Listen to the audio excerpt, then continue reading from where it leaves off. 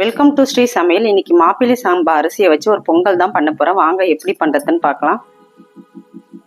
மாப்பிள்ளை சம்பா அரிசியை இந்த கிளாஸால் ஒரு கிளாஸ் மாப்பிள்ளை சம்பா அரிசி எடுத்திருக்கேன். இந்த கிளாஸால் ஒரு கிளாஸ் மாப்பிள்ளை சம்பா அரிசி எடுத்திருக்கேன். இதை நைட்டே ஒரு 8 மணி நேரம் இப்போ ஊற வச்சு எடுத்து வச்சாச்சு.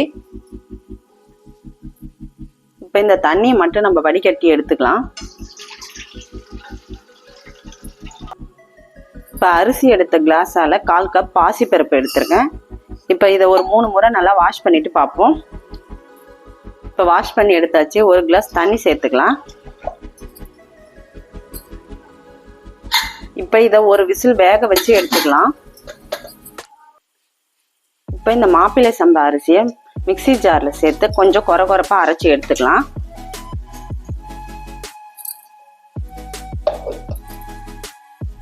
இப்போ அரைச்சி எடுத்தாச்சு. இந்த பதத்துக்கு இருந்தால் போதும்.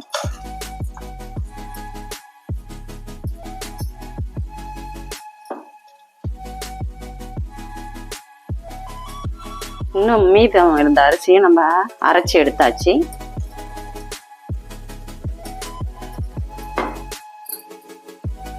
ஸ்டவ் ஆன் பண்ணிட்டு இப்போ இந்த பாத்திரத்தை எடுத்து வச்சுட்டு தண்ணி நல்லா கொதிச்சு வரட்டும், அதுக்கப்புறம் பார்ப்போம். இப்போ பாசிப்பருப்பு வேக வச்சு எடுத்தாச்சு. இப்போ பாசிப்பருப்பு பாருங்க நல்லா வெந்திருக்கு. இப்போ தண்ணி நல்லா கொதிச்சு வருது. ஸ்டவ்வை மீடியம் ஃப்ளேம்லேயே வச்சுக்கோங்க. நம்ம இப்போ இந்த அரிசியை கலந்துக்கலாம்.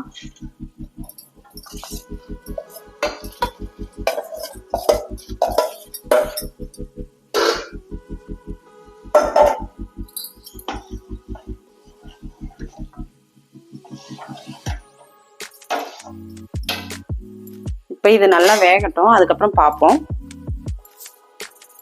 இப்போ அரிசி நல்லா வெந்திருக்கு.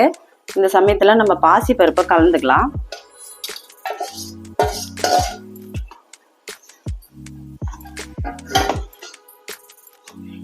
இது ஒரு 10 நிமிஷம் வேகட்டும். இப்போ பொங்கலுக்கு தேவையான நம்ம சால்ட் சேர்த்துக்கோங்க. இப்போ ஒரு முறை நல்லா கலந்துக்கலாம். இது ஒரு 10 நிமிஷம் வேகட்டும். இப்போ பொங்கலுக்கு தேவையான தாளிப்பு கொடுத்துக்கலாம். பேனில் ஸ்டவ் ஆன் பண்ணிவிட்டு ஒரு பேன் எடுத்து வச்சுக்கோங்க. ஒரு 2 ஸ்பூன் நெய் சேர்த்துக்கலாம். 1 ஸ்பூன் மிளகு, 1 ஸ்பூன் சீரகம், ஒரு துண்டு இஞ்சியை பொடியாக கட் பண்ணி வச்சுருக்கேன், ஒரு பச்சை மிளகாய், கொஞ்சமாக கருவேப்பிலை, ஒரு 5-6 முந்திரி சேர்த்துக்கலாம். கொஞ்சமாக பெருங்காயத்தூள் சேர்த்துக்கோங்க. இப்போ ஸ்டவ் ஆஃப் பண்ணிடுங்க. இப்போ தாளிப்பை இந்த பொங்கலில் கலந்துக்கலாம்.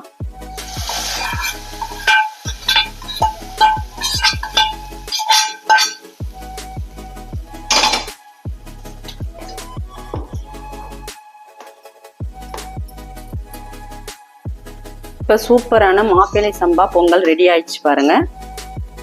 இப்போ இந்த ஸ்டேஜில் ஸ்டவ் ஆஃப் பண்ணிடலாம். இது மாதிரி நீங்களும் உங்கள் வீட்டில் செஞ்சு பார்த்துட்டு எப்படி இருக்குன்னு கமெண்ட் பண்ணுங்கள். இந்த வீடியோ பிடிச்சிருந்தா லைக் பண்ணுங்கள், ஷேர் பண்ணுங்கள், சப்ஸ்கிரைப் பண்ணுங்கள்.